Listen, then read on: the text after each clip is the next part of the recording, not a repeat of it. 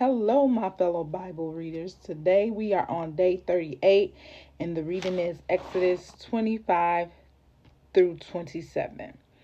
So, in 25, God told Moses to get an offering from everybody who heart prompts them to give.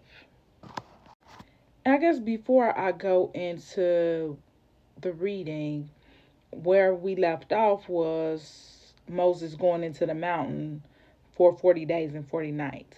Now, I'm not sure if he is out of the mountain or if this is the conversation that's going on between him and God while he's on the mountain, because a lot of the um, text for today is instructions from God to Moses.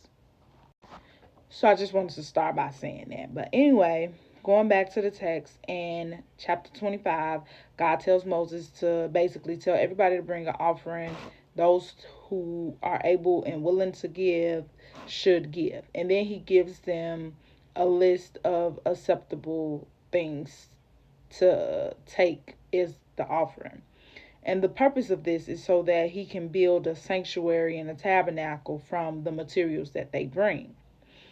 And it says also that he wants Moses to build it exactly the way that he showed him. So all of the patterns, all of these specific instructions, he wants Moses to follow all of that to the T. So part of the things that he wants to build is, the ark, the most holy place, the holy place. So I don't know if you're familiar with that, but those are these. This is the part where God is describing how to build um, those things, those places. A lot of people will preach about how back in the day the priest would go into the most holy place and they will have a rope wrapped around them because they could die in there, and then the people will have to pull them out by the rope. So this part is actually God giving Moses the vision and the instructions on how to build it and how it needs to look. So he tells them to build the ark and cover it with out of wood, cover it with gold, and then on it place uh, the covenant law, which was basically tablets, which I presume would be like stone with the Ten Commandments etched in it. So in the most holy place um, is the Ten Commandments. Then he describes to Moses um, how to build the table. And he says, on the table, put the bread of the presence on the table to be before God at all times. So he gives them instruction on that. And then God describes the stand, the lamp stand. And then in chapter 26, God describes the tabernacle. And then he tells them that there will be a curtain that separates the most holy place from the holy place. Then in chapter 27, God describes the altar of burnt offering. And then he describes the courtyard. And then he lets him know that in the lamps, they should use clear olive oil or clear pressed olive oil or pressed olives clear oil. I don't know how you want to put it, but it should be clear olive oil, okay?